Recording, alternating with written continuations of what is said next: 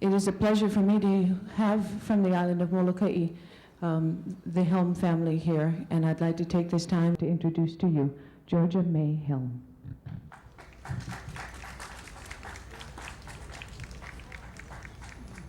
Aloha. I'm representing the family, and I'm going to say a little something about George and what he was and what he did.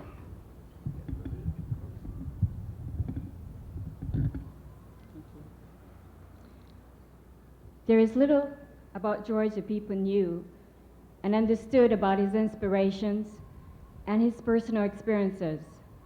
I'd like to take this time to share some of his thoughts and philosophy of all and to you here. George grew up on a Hawaiian homestead land at Kalamaula and Moloka'i. He was the fourth child of our 7 children. My father taught George the guitar and taught George to sing. My mother, who was a full-blooded Hawaiian, taught George the meaning of aloha. George lived in Moloka'i for 15 years before he was sent to the city of Honolulu to attend St. Louis High School on an athletic scholarship. George was initially shocked with the cultural differences in the city. He was only a boy from Moloka'i who spoke pidgin and had country ways. After high school, George attended various community colleges and the University of Hawaii. George couldn't continue this type of institutionalized learning, for he felt they were not teaching him anything. With George's music ability and personality, he worked for Hawaiian Airlines as a promoter, promoting Hawaii. It was at that time George started to feel uneasy about things, thinking heavily about himself, his true identity, and what surrounded him. George began to search and learn on his own by reading Hawaiian culture, psychology, and religion. George wanted to understand why the old Hawaiian ways of psychology and religion did not fit this modern world. George had intense spirituality. He traveled to places like Hana, Keanai, Kekaha, and Kalamaula to learn about the people of native Hawaiian blood and others who shared the same spirit that preserved the traditional, unique Hawaiian. He went to seek the kupuna, who knew and still lived the old ways. His search for Hawaiian soul was lost somewhere between our homestead land and the hotels in Waikiki.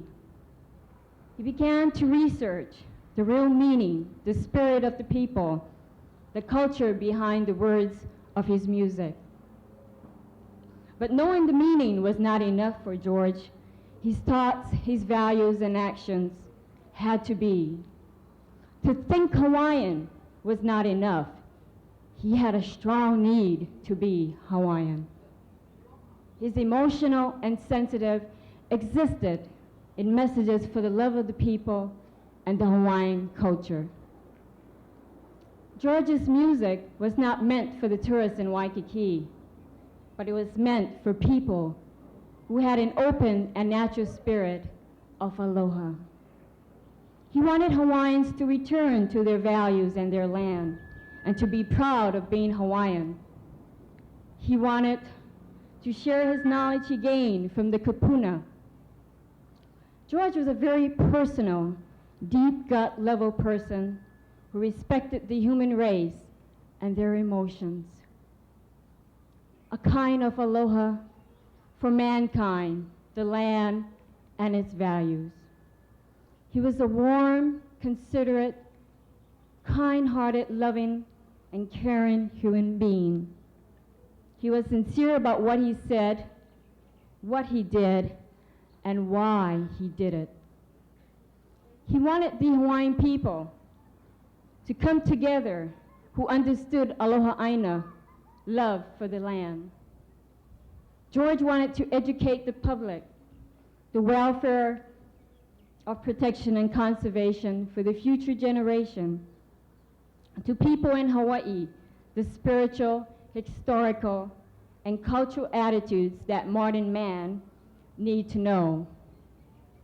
For George, progress will suffocate its sensitivity to love the earth and the elements of nature. George said, to learn the spirit of Aloha Aina, not like the travel industry teaches us, but how we can teach the people the spirit of Aloha Hawaiian style. I would like to share this moment, a memory of George that I cherished very dearly. I remembered my brother singing at my nephew's luau. His voice carried so beautifully and well that tears and happiness caught me. I remember my brother George singing his best at that gathering. I will always remember him at that time, for that was the last I had seen him. I missed him very much, and I will only remember the good times we had spent together as a family.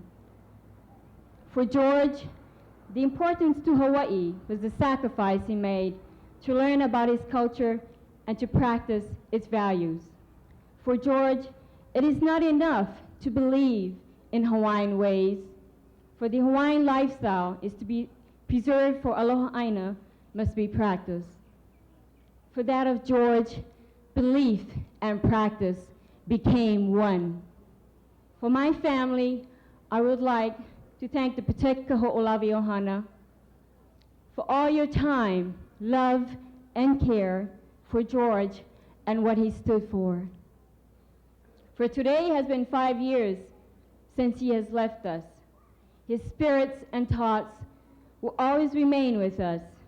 For let us all be happy that we can all take part of this special day. Mahalo, God bless, and thank you very much.